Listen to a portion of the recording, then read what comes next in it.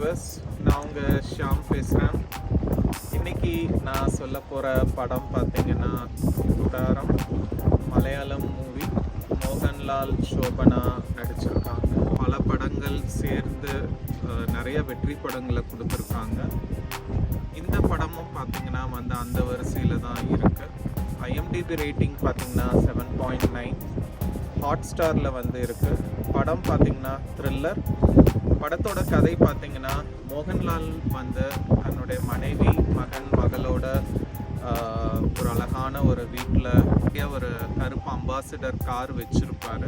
குடும்ப உறுப்பினர்களை நேசிக்கிற மாதிரியே தன்னுடைய காரையும் நேசிப்பார். கார் தவறான காரியங்களுக்காக போலீஸ்காரங்க அந்த காரை எடுத்துக்கிறாங்க. இவருக்கும் போலீஸுக்கும் பிரச்சனை நடக்குது. போலீஸார் இவரை ஒரு பொருளை ட்ரங்க்ல வச்சு கடத்துறாங்க. ஸோ அதுலேருந்து அவருக்கு பிரச்சனை ஸ்டார்ட் ஆகுது.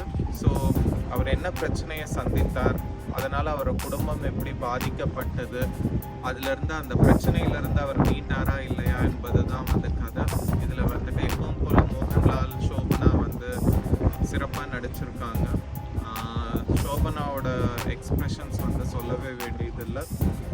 அதே மாதிரி படத்தில் இன்ஸ்பெக்டராக நடிச்சிருக்கிற பிரகாஷ் வர்மா உண்மையிலே அந்த கதாபாத்திரமாகவே வாழ்ந்திருக்காரு. டைரக்ஷன் பண்ணினது தருண் மூர்த்தி. ஸோ படம் ஸ்டார்டிங் டு எண்டு காட்சிகள் சொல்லப்பட்ட விதம் ரொம்ப விறுவிறுப்பாக ரொம்ப நல்லாவே சொல்லியிருக்காங்க. ஸோ படம் உண்மையிலே ரொம்ப நல்லா இருந்தது. ஸோ படத்தை பாருங்கள். மீண்டும் ஒரு நல்ல திரை விமர்சனத்தில் சந்திப்போம். நன்றி.